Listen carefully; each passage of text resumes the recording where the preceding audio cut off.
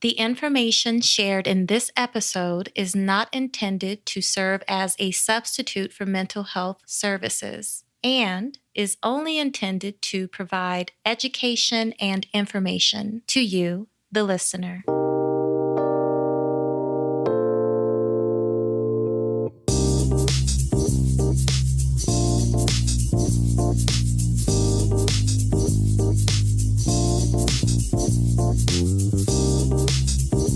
Thank you for joining the Honeybee Podcast. I have the good fortune of sharing space with Dr. Janae Taylor, owner and operator of Taylor Counseling and Consulting Services. Dr. Taylor is an ambassador and advocate for the healing of Black men and women who have experienced race-related traumatic experiences. With Dr. Taylor's clinical skill and wisdom, space is created to allow her clients to have an opportunity to create healthy relationships with themselves, with others, as well as with their families while they heal from race-related trauma.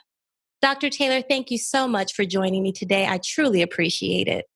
Oh my goodness, it is such a pleasure to be here. Thank you for inviting me. I am looking forward to our conversation. You know, aside from just thinking you are a phenomenal person and phenomenal clinician, I just knew I had to get you on an episode to discuss something that I think is absolutely important to have a conversation about.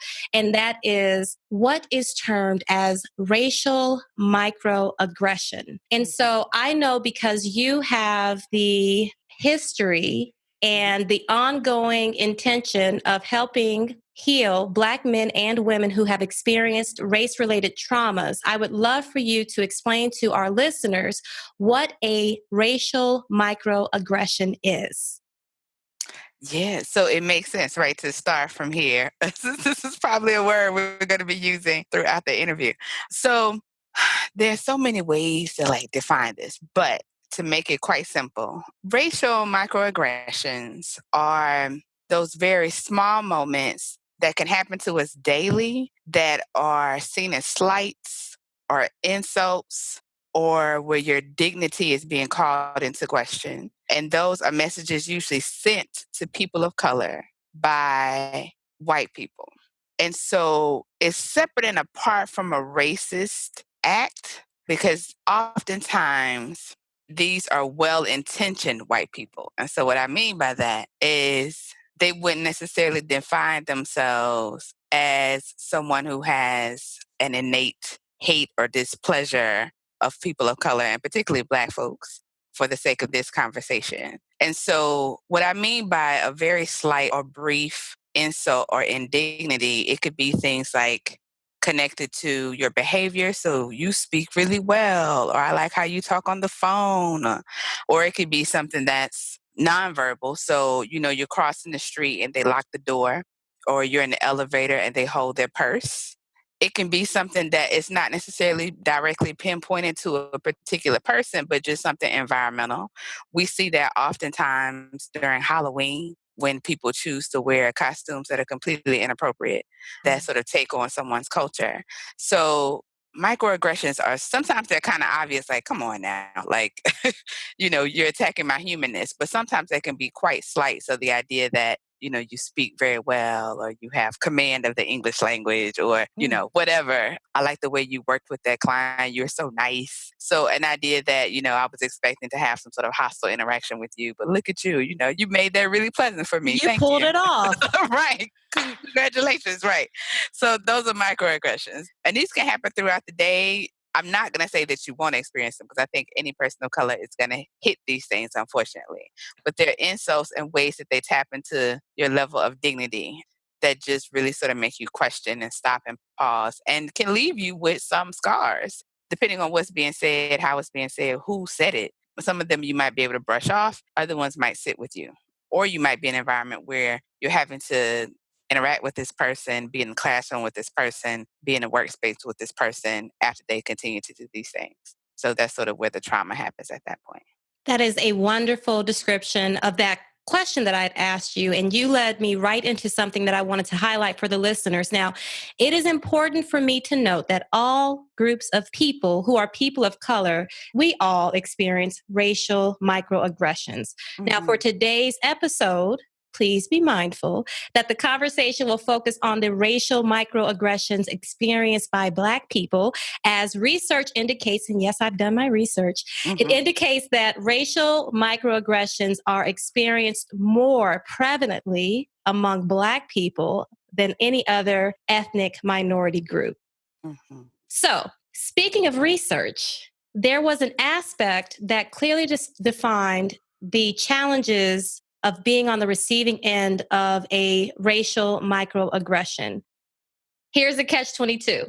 Let's say someone makes a remark about a Black person speaking so well, as you highlighted, Dr. Taylor. The Black person is left feeling confused and having the inclination to take time to figure out whether the statement was a racial slight, what the sender of the message meant, whether or not it's effective to respond, et cetera, et cetera. Now, Dr. Taylor, I don't know if you have experienced the catch 22 and basically that sort of dilemma. But what I do want to know is, what do you think the long term effects are for a Black person having to do this sort of mental gymnastics after having experienced a racial microaggression? Oh my goodness. So, yes, I have been part of that catch 22 experience and it doesn't feel good. So, I think there are lots of things that can happen as a result of having to, sort of endure this. One is just exhausting. So, if you're already going through a day where it's pretty demanding, just your regular tasks, just trying to get through your agenda, whatever, and then feeling as though your personhood is being attacked, that could be disarming because then it can throw you from, well, I was getting ready to do this thing. Now I'm starting to feel an emotional reaction, emotional response occurring from something that happened in a way that I didn't anticipate. So that's also sort of like the piece of racial microaggressions. They can come out of nowhere. It's not like there was a hostile conversation and then they said something directly that you may have anticipated because there's a buildup. Mm-hmm. Oftentimes these things are happening out of nowhere. So you're having to deal with the blindsided piece of it. If you are in a situation where it's someone of authority or power who's doing this for you, you have to navigate, am I going to respond? In what manner am I going to respond? If I choose not to respond, then what will that do for me and my own psyche in terms of my ability to feel as though I have a sense of agency in school or at work? Will I feel as though I disappointed myself or others? And dealing with some of those basic things that can also create a level of like hypervigilance. So if this happened in this one incident, will it happen every time I encounter this person? Will it happen every time I encounter white people? Will it happen every time I in this environment? So it can create that. We can also, translate into stress, which also can translate into anxiety. It can also create a level of isolation or anger, or maybe you don't even have a definition for what's going on, but knowing that there's something that's just sort of burning within you that's creating a level of discord, and having to find a space that feels safe to discuss those things might be few and far between because you could be met with it being dismissed Mm-hmm. or someone maybe being able to commiserate with you, but then they don't really have a solution or not able to support you as well. So there's so many pieces to it. Like, one, do I even acknowledge that it happened? Once I do, what do I do with the feelings that I'm having? Once I figure that out, do I respond? Do I now avoid the place where this has occurred? Mm-hmm. So it can really sort of turn your whole life around if we're going to, the extreme end of a microaggression. And I really appreciate the way that you use the word personhood. This Mm, feels like an attack to my personhood, my being, the sense of who I am, the essence of who I am, and having to pull mental or psychic energy away from whatever task you are completing to tease mhm, out how to temper your reaction. Is your reaction valid? Is your reaction going to be taken seriously? It can be very disheartening, disappointing, overwhelming, and anxiety provoking.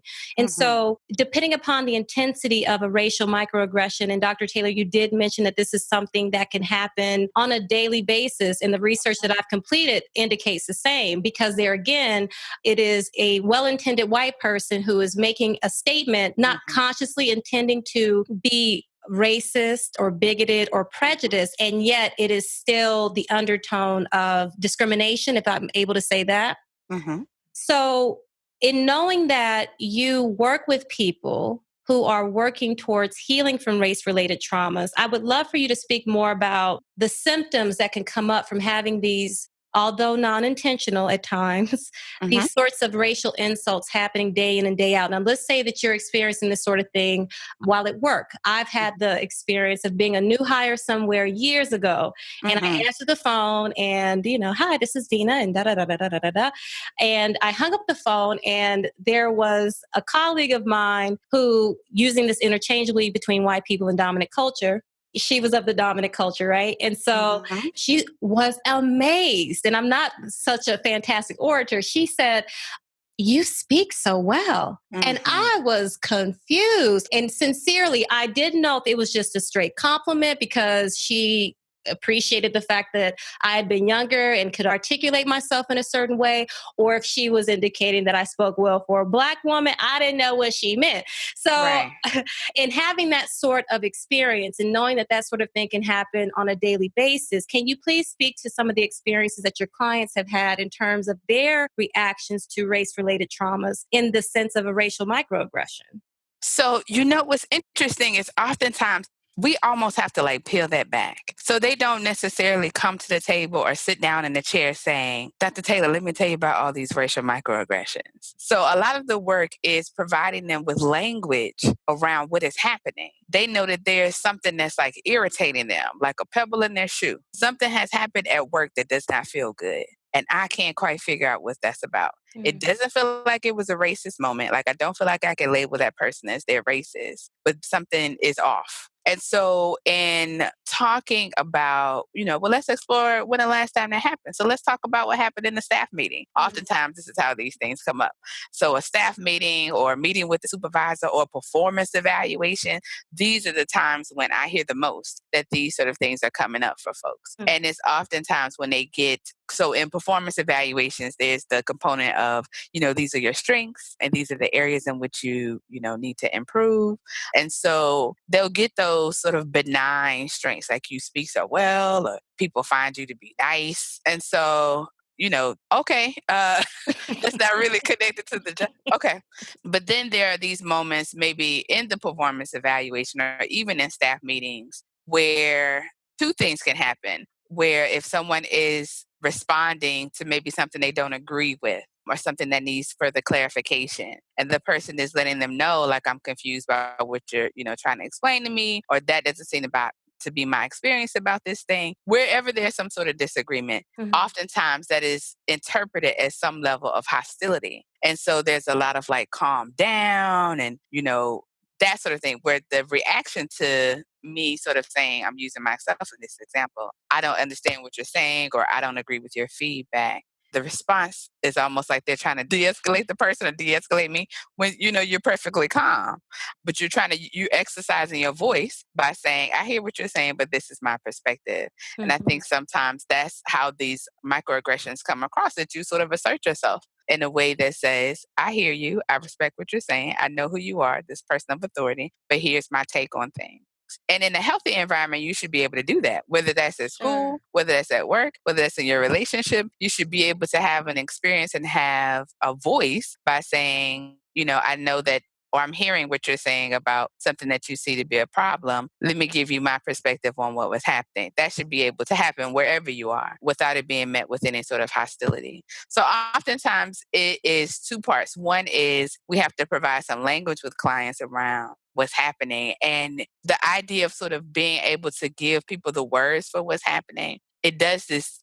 There's sort of like this two-part thing that's happening. One, it's not necessarily excitement, but there's almost like a sense of relief that I haven't made this up, or it's not just me. Like, there's a thing. This is a You've phenomenon. validated me. You've validated my Right. experience. Yes. Right. So that's like, okay, so there's a little relief in that. But then there's a lot of hurt to it too. Like, Mm. okay, so if there's enough of this going on that it's in the literature, why is it still happening? Why why are Mm. we still having this conversation? Why are we still here? And so that's a whole nother piece too, around trying to talk about the larger way in which we see people, and the larger way in which we negotiate and navigate diversity. And that's we can have session upon session around that. But so oftentimes it's about providing language for folks, and then helping them highlight what's happening, dissecting what's happening in those moments that they're in the classroom or at work.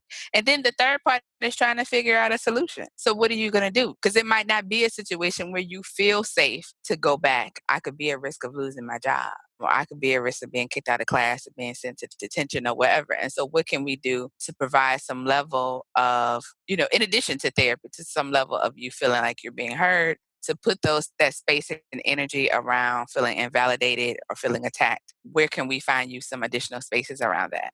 So it's a lot of factors running around in the room when these things come up in therapy. And so I'm curious to know, and I feel like I know the answer to this, but in my research, I had noticed that for folks from the dominant culture, that there tends to be, not for all, but for some, Mhm. there's this perception that racial microaggressions are harmless and insignificant. So I'm just curious to know what your thoughts are on that, and if you think racial microaggressions are harmless and insignificant.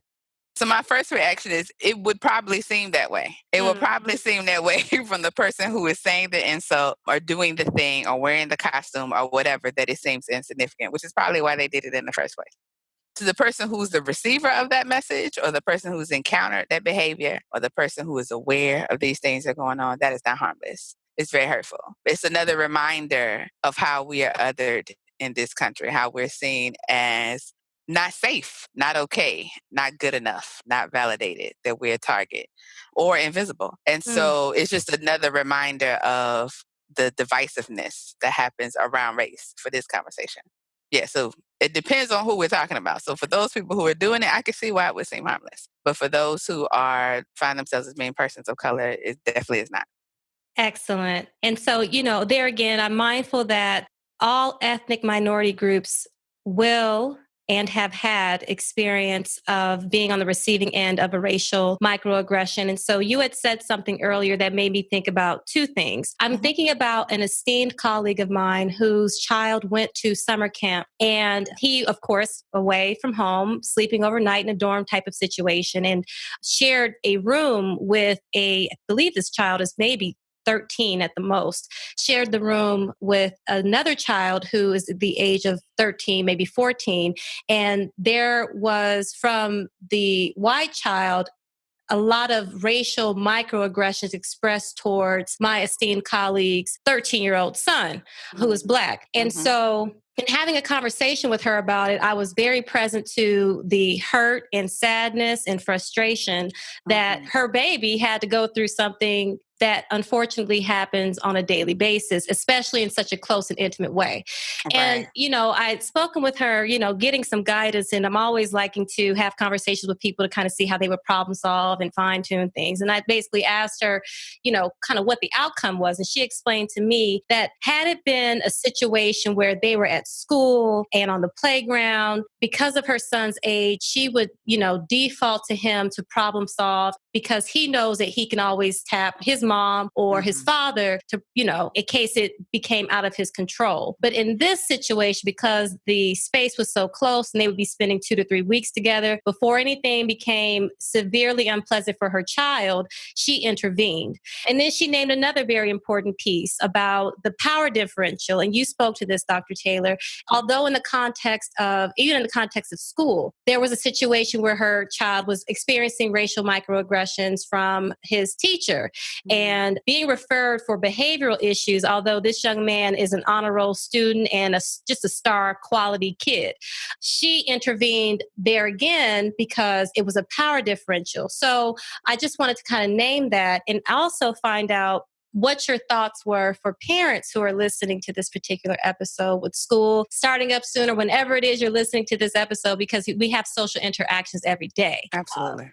So I'm curious to know what sort of protective factors you could name for parents to put in place for their children Hmm. who will at some point experience a racial microaggression. What ideas do you have?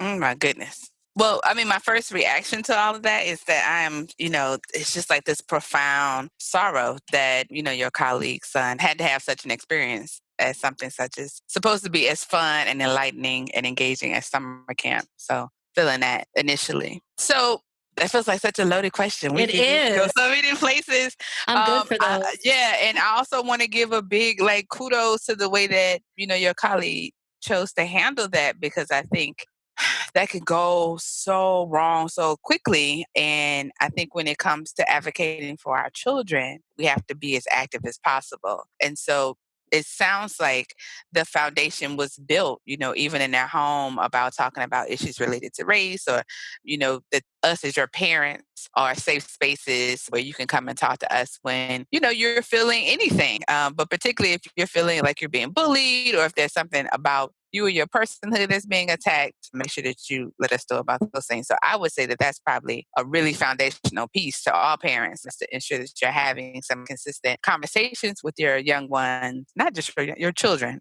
and your teenagers, adult children too. So Absolutely. everybody, just continue to have these conversations, because these things, you don't age out of racism. Doesn't happen. And so to continue to have these conversations, because I think that's going to help you. That's when they can tag you in. They know that you're a person that I can tag in. So then that's going to require, on the part of the parent, on the part of the guardian, to also be very aware about where you are. Some of us have a sense of agency where we feel like, I'm going to go right into that school and address the principal, or go right to that camp or whatever. And other of us might not feel as though we have the words, or I feel like I need to do something. I'm not sure. And in that case, being able to find a circle or a system that can help you help your child, if you don't feel like you can do it yourself too. So then you also need your own community to help you around Mm. that. And so it's just recounting this story that I think this might have happened last year. I don't think it was 2018, but you know, there was a story at an Ivy League institution. I don't want to name one and be incorrect, but there was a story around these roommates, one which was a young white woman and another a young black woman. And essentially, the young white woman was sort of terrorizing silently her roommate by putting things in her lotion and like spitting in her food. Mm. And so essentially, what was happening is that the young woman got sick. She was getting ill and she wasn't sure what was going on. It was determined that her things were being manipulated by this roommate. And this went to court. Like she got arrested and that sort of thing. And so to hear about this summer Ooh. camp and then hear about this other piece, it's like, without intervention, the things could really sort of escalate. So that's the danger Wow. of that. It goes from name calling to, being physical to being maybe, so there definitely needs to be some level of intervention and feedback. So part of it is, creating a space where you can have those conversations when nothing's going on. So when your children are able to identify when something doesn't feel well, they know that they have that space to come to you and talk. And the other part is being aware as parents of what is sort of happening in the administration of that environment. And Mm. so, you'll have your go-to person. So maybe it's the program administrator, maybe it's this person has an immediate counselor. I'm making up these words when I'm thinking about camp, summer camp, Sure. or even for school counselor. So making sure you're aware of those sort of safety nets. These are supposed to be the people who are watching out for your children while they're in their care, and being able to engage those folks around some things to be able to address your concerns. Because this is something that is going to take the active involvement of a lot of people when we're talking about children, because they, for all intents and purposes, need us all to manage this thing called life. So a lot of it is just sort of being very aware of what's going on as parents or as legal guardians, being very aware of your child, being aware of their environment, how large is their classroom, who are they rooming with, who are those parents, Mhm. who are the gatekeepers for this program, for this school, that sort of thing. And it makes a lot of sense that your colleague immediately, went in to handle that, particularly if they were rooming together, because so many things can happen in such a closed space. So those are my thoughts. Just having a lot of awareness of what's going on, and then having a lot of conversation with your person. That is wonderful wisdom to leave our listeners with. Dr. Taylor, before I let you go, I'm curious to know if you have anything else you would like to share with the listeners today, any nugget of wisdom, kernel of truth that you think is important to share. Oh my goodness. I appreciate, the work that you're doing around this podcast, helping us all find ways to better support our young people. I think there is such power in us as adults being aware of where we are and where we stand around all particular issues, so that we can be of better service to our young people, so that they can be, even better adults than us. And so that's my aim in the work that I do. And I know that's your aim as well. So thank you for that, Vina. It is my pleasure and my privilege, Dr. Taylor. I wish for you to have a phenomenal rest of the day. And until next time, take good care. Thank you.